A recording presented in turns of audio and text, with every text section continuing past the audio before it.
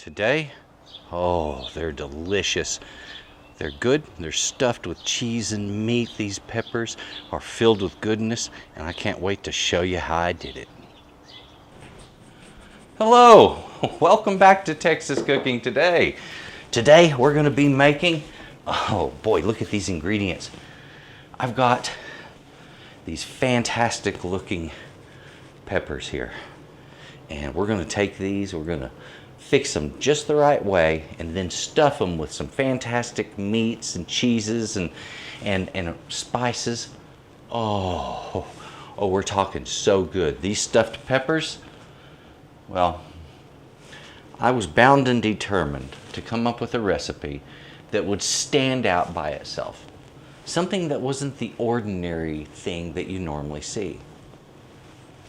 Basically, normally all we see are hamburger recipes with a little onion in them and some seasoning, and then thrown into the pepper, sometimes with cheese, and baked up.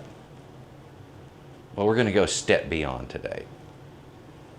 This chili, this pepper, is going to get treated in a special way, and it's going to be different than the way my competition does it.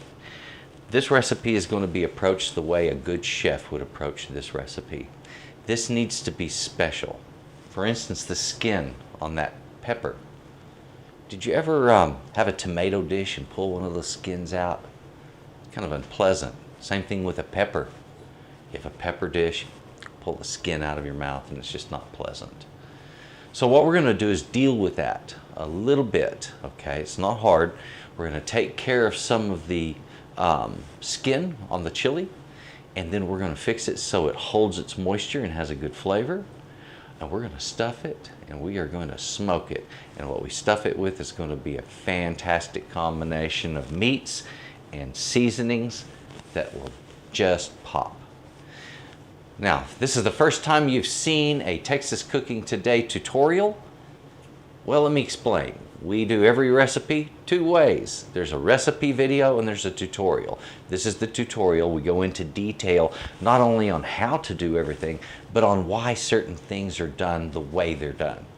Because sometimes I'll do something a little different than other folks, and I'll explain why I do that and why it's better. So this is the tutorial for stuffed peppers. Come on over, let me show you these ingredients, and we're going to get busy making stuffed bell peppers. Come on. Today, for the peppers that we're going to use, some big, beautiful, meaty bell peppers. And I got some red and yellow ones. You get whichever you prefer. It'll work on this recipe. In addition to this, our filling is going to be a beautiful combination of beef. This is beef chuck, and some sausage, patty sausage. This is a pork patty sausage. It's kind of spicy. It's a real nice option. For our flavorings, we're going to be adding some oregano, cumin, and sage, and a bit of salt. And I've also got a 2 cheese combination there. We're using some cheddar cheese as well as Parmesan cheese. There is a good reason for each. Also, I have back here some olive oil. We're going to be using olive oil in this to make those peppers stand up to heat, and I'll show you how we do that. We're going to be developing flavor, building a beautiful dish. So let's get on with making this delight.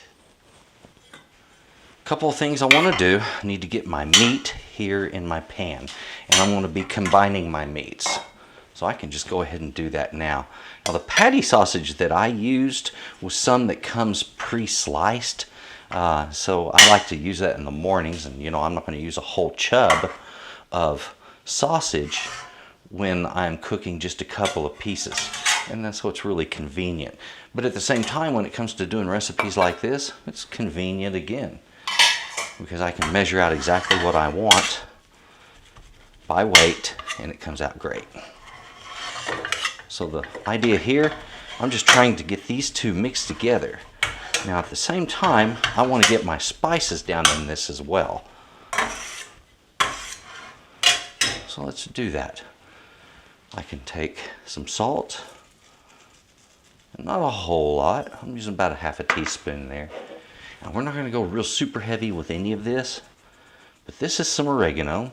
If you can find Mexican oregano, it's a real good way to go because it'll be just a little more robust, you could say. And it's got a great flavor to it. Some cumin. Now cumin, I want to say this, it is such a common flavor when it comes to Texas and to southwestern cooking and to Hispanic dishes as well. Fantastic flavor right there. It's very earthy. And then sage has a very robust, it's kind of hard to describe. It's a robust leafy green that is has intense flavor. It can quickly overwhelm a dish, so keep it light on the sage. Kind of the same way on that cumin also. It can take over a dish quickly. So we're being light-handed on all three of these. Now here's the thing, I can use this to try to finish combining that, or hang on, let's do something here. Now this is a neat way of handling things like this. Sometimes you just need to get down in the dish to get busy with it because we got a lot to combine there. Whoops. I don't want some big chunk of pork just standing out by itself in this dish. I want it well blended in. And the same way on those spices. And folks, look at what I'm doing here, how fast that's going. It's a very quick way to ensure everything gets blended well.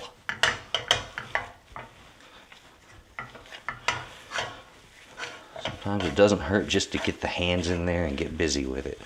Now I'm going to be using that spatula in a minute to break this up as it's cooking. So I'll want to do that. However, right there, very quickly, we have mixed the whole thing together and it's ready to be cooked. I don't need any oil in the pan because there's enough fat going on here. All I need is just a little heat and we are going to be cooking and making good. I need to deal with the skin on these peppers. One of the things I absolutely hate is getting a dish and then I'm eating it and enjoying it and then suddenly from my mouth I'm pulling a skin from whatever vegetable or fruit that I am dining on. That's not that much fun, okay? So what I want to do here is simply scorch these right here. I want to put them over my largest and highest burning burner and make quick work of it. And I'm just looking to blister and do a little bit of charring on these. So just give them time. You're going to hear them crackle and pop. They're going to make some noise. That's normal. There we go. As you can see, that's cooking up just fine. There we go. Let it just keep doing its thing.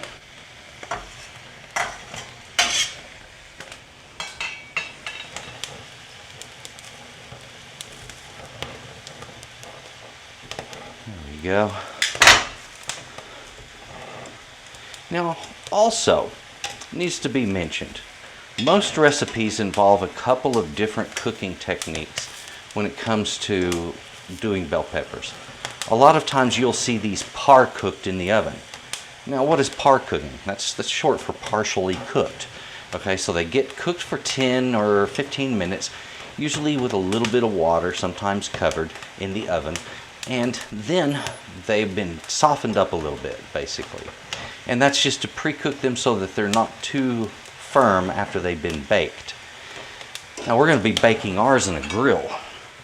However, it doesn't change the fact that it's still being baked, all right?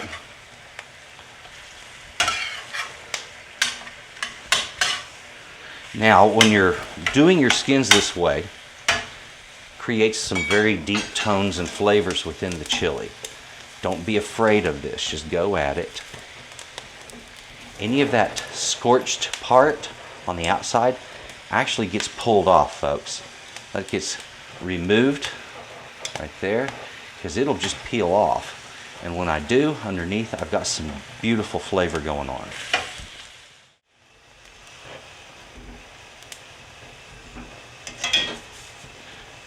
I think these are very close to being what I need.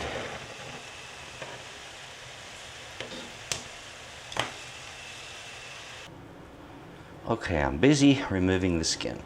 And it's as simple as your chilies will still be a little warm. You might give them a couple of minutes to cool, just enough so you can do this.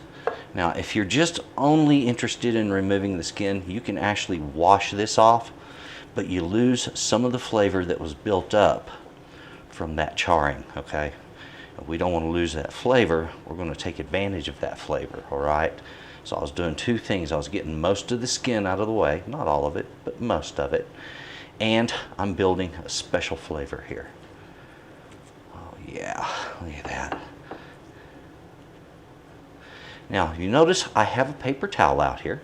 I do that on purpose, and that gives me something to wipe this off with. It'll stick to you. And if you have a paper towel handy, that takes care of the issue for you. Just something to wipe it on, that's all. And then we've also taken care of the issue of par cooking our chili. In other words, we don't want it to be too firm after it has been cooked, so we want to par cook it in advance to take care of that issue. We have removed the bulk of our skin. So what I need to do is to remove the top of this. And what I'm going to do is just cut all the way around. There we go. Now I just want to gently remove that seed pod. Because here's the thing, I'm planning on keeping these tops. They're going to be used for ornament. Now, what I'm doing here is just kind of separating those veins that run down the side, and it gets the majority of what's in there out, like this. There we go. And that was just the bottom part of that seed pod, that's all. There we go. And again, I'm just going to scoop out what's in here. There'll often be some moisture that's in there from the bell peppers and from that first cook that we did, which is just scorching it. Something I'm going to do on all of these, let me take these tops off of them. I'm going to turn the tops upside down, just like so. These, I want to take them. I'm going to attempt to get them all turned upside down. Hopefully they'll work with me and stay. There we go. Great looking peppers. Something we want to do. We've removed all of the protection that the chili had from heat. Okay, this is a desert plant, and that skin is designed to hold up to the desert heat, and normally it will. However, we've just cooked it off of there, okay? So we've got to replace that so that these don't dry out while we're doing our final thing. That's where this comes in. Now, what is this? It's a spray bottle, simple, basic spray bottle.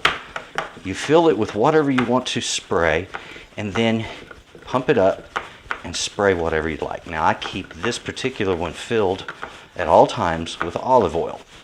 And that way, when I need to give something a spray with olive oil, just like that, I can do it. And I need to go all the way around on these. So do all sides.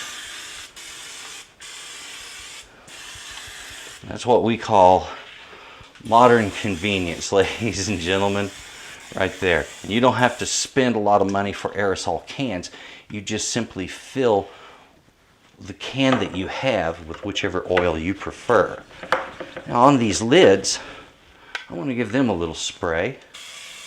And I'm doing it only on the inside part because the outside, the top of it, has most of the skin left. I want to use those, I want to grill them with these so that they are cooked as well, and at the end we'll use them as a little hat or a garnish on the side. This is a trick that I have done for years. If you have a gas grill and you want a smoky flavor, do this, okay? All you gotta do is just create a couple of small holes in it. A couple of different places, and what that does, it allow air in and smoke out, okay? And that's the whole idea here. This will not cook very fast. So I can put it under the grate at the back of the grill and on top of the burner. And that way this begins to heat and smolder as the grill is heating up. So once it reaches temperature, I lower the temperature. This is already smoking and our food goes on the grill. All right, we have our cooked meat. We have our oiled chilies. Let's take some of our meat and put it right down in the bottom of each one, all right? Once I do that, the next step I like to do is to go in with the cheese. And one thing I've learned from doing meatloaves that have a lot of cheese in them is that the cheese often gets absorbed straight into the meat. And it is absolutely delicious when it comes out that way. And this is what we're doing here, is we're putting the cheese onto the meat on top of it. And that way, it's more likely to melt and get absorbed right down into that meat. Okay? Because I'm not looking to have so much a layer of cheese as I am to have it flavor what's underneath. Now, as I do this, I want to kind of get it pushed down so it's good and firm inside of that. It doesn't need to be packed super tight, but it doesn't need to be firm. There we go. And we will refill each one of them with some more meat. All right. Now looky there. Now I went heavy with that meat. Look at it. Looks like we're going to come out perfectly even. There we go. Just getting the last of the cheese on top of that meat. There it is. These are ready to go out onto our grill. That grill needs to be preheated and your smoking pouch needs to be smoking before they go out there. Do that first. Leave one side of the grill, or one burner to one side of the grill, unlit. Okay, it needs to be off, and that way, that's where these go. They're going to go right on top of the grill, but over on that one side that isn't lit, and that way they bake evenly all the way around while getting that smoky flavor. I have placed my wood packet right here over my burners. Now, I have a center burner and a side burner, and I'm going to put this right here straddling the middle of both of those, and that way the ends of it get caught and heated up, and it will cause that to smoke. That's all there is to getting smoke out of your gas grill. From there, I'll light these two burners. I'll leave this passive over here. This will be off. And this over here is where I'm going to line up my bell peppers and cook them. I want to cook them over here. And if I want, I can cook the lids or the tops up here. I can also cook the bell peppers up on this rack if I want to. So it's sort of an either or. You just don't want to get them over the direct heat too much. You don't want them to heat up too fast. And remember, you can turn these knobs down. There's a temperature gauge on this. We're looking to bake these around 350 to 400, okay? Right in that bracket. So let's get this lid up. There we go. You can always hear that light up. It is burning good now. So I'm going to wait for this to come up in temperature.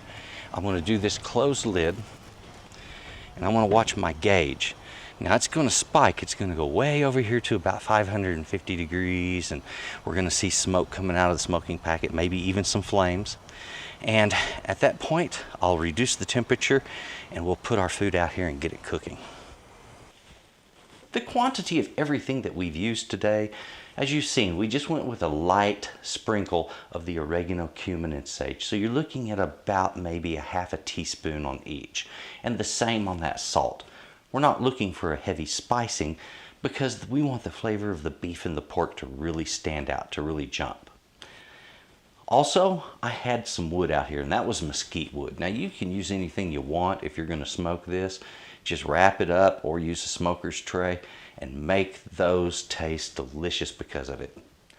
Over here I've got a couple of cheeses, some cheddar cheese and some Parmesan cheese, and those we used a total of about 3 to 4 ounces each. All right, and on our meats I had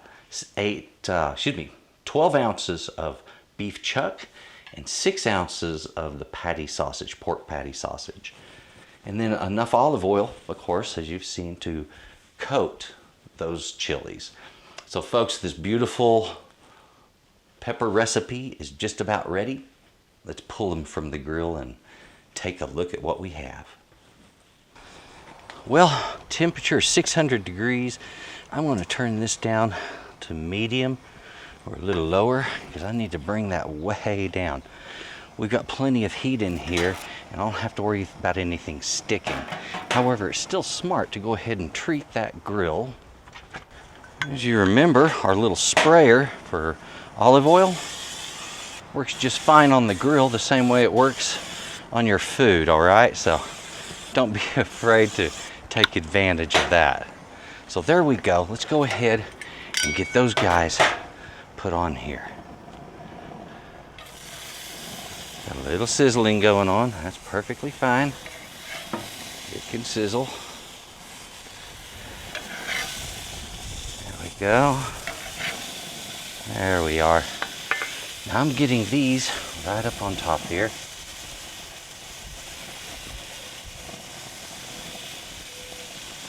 And I guess I can put one right in the front. There we go. So I've got them off of that direct heat. Now I'm going to turn it down just a little bit more to a medium low. I'm getting smoke off of my wood packet already, and we have good flavor going on. Now what I'm looking for is to get the cheese melted and browned. Everything else is cooked.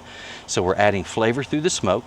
We're melting our cheese, getting a little brown on top, and then it's ready to enjoy, okay? That's all there is to it, folks. Watch your temperature.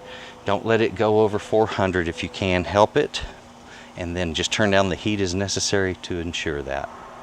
And it's coming up real quick. So I'm gonna drop my heat a little more. Here we have it. Gorgeous. Beautiful brown cheese on top. It's even got its own little sombrero. Isn't that nice? Set that like so. And then there's this. Oh yes. Now that right there, ladies and gentlemen, that's what I'm talking about. Cheesy, meaty, thick, beautiful bell pepper going on underneath that there. Oh, that is just irresistible.